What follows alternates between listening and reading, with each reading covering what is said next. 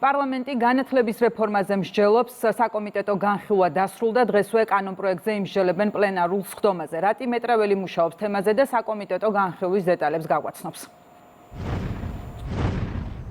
ცვლილებების საგანმანათლებლო სექტორში პირველი კლასიდან იწყება და სტუდენტებამდე მიდის. რეფორმის მთავარი მიზანი გახლავთ ის, რომ ყველა საფეხურზე გაუმჯობესდეს განათლების ხარისხი და საჭირო განათლების მისაღებად აღარც სტუდენტებს და აღარც მოსწავლეებს აღარ დასჭირდეთ დამატებითი რესურსების მოძიება. ასევე რეფორმის ერთ-ერთი უმთავრესი მიზანი გახლავთ ის, რომ სწავლა იყოს ყველასთვის ხელმისაწვდომი და რეფორმის მიზანია სწავლის მსურველთათვის ფინანსური ტვირთის შემსუბუქებად. სწორედ ამიტომ მე-11 კლასელებისთვის სკოლაში ხელმისაწვდომი იქნება რეპეტიტორიუმი და აბიტურიენტები შეძლებენ სრულად უფასოდ მოემზადონ ერთიანი ეროვნული გამოცდებისთვის. გამოცდების ჩაბარების შემდეგ კი ისინი ასევე უფასოდ განაგრძობენ სწავლას სახელმწიფო უნივერსიტეტებში. გეტყვით, რომ ამ ხარჯებს სახელმწიფო სრულად საკუთარ თავზე იღებს. ამ და ბევრი სხვა სიახლის შესახებ, რომელიც რეფორმას თან ახლავს, გუშინდელიდან მოყოლებული საპარლამენტო სივრცეში ვისმენთ გახარიას დეპუტატების მხრიდან სპეკულაციებს, თუმცა მათგან ვერ ვისმენთ კონკრეტულ არგუმენტებს თუ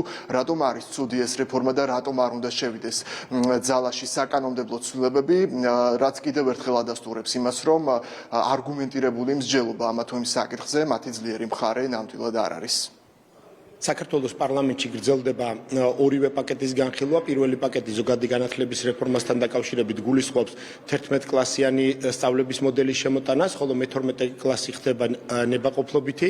რაც შეეხება სწავლების ფორმების ნაწილს, პირველიდან მე-6 კლასის ჩათვლით სავალდებულო ხდება საჯარო სკოლებში ფორმების ნაწილი, ასევე შეზღუდვა ეხება გარკვეული ტიპის ელექტრონული კომუნიკაციების გამოყენებას მოსწავლეების მიერ კლასებში. მასწავლებლების მიმართ ის ხდება ნებაყოფლობითი თავისთავად. რაც ეხება უმაღლესი განათლების რეფორმას, ძირითადი ნაწილი ეხება მეორე პაკეტის რეფორმირების ნაწილს, კერძოდ გულისხმობს წამყვანი მასწავლებლის შემოტანას, ასევე ზუსტდება რეორგანიზაციის საკითხები, უფრო დეტალურად იქნება გაწერილი უმაღლეს სასწავლო დაწესებულების რეორგანიზაციის მოდელი, ასევე მეცნიერების ნაწილში შედის ტექნიკური ხასიათის ცვლილება, რომლის მიხედვითაც შესაბამისი უწყების ხელმძღვანელებს უფლება ექნება დანიშნონ როგორც დირექტორები, ასევე მოვალეობის შემსრულებლები. თანამედროვეობის ეპოქაში ერთ-ერთი ყველაზე მნიშვნელოვანი რეფორმა ხორციელდება, რაც არის ჩვენი ქვეყნის განვითარების მთავარი ხერხემალი და ძალიან სამწუხაროა, რომ ოპოზიციის მხრიდან არა ჩართულობას და საგნობრივ განხილვას ვისმენთ, არამედ მათი მხრიდან ხდება პოლიტიკური ინსტრუმენტალიზაცია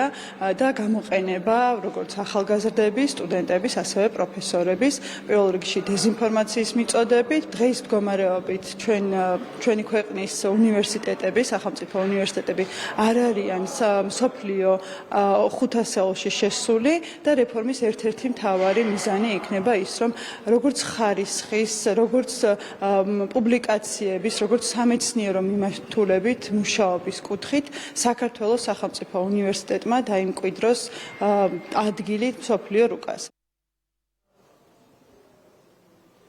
განათლების კომიტეტმა საკითხი მეორე მოსმენით უკვე განიხილა, დღესვე დაგეგმილია საკითხის მეორე მოსმენით პლენარულ სხდომაზე განხილვა. პარლამენტიდან რატი მეტრეველი საუბრობდა.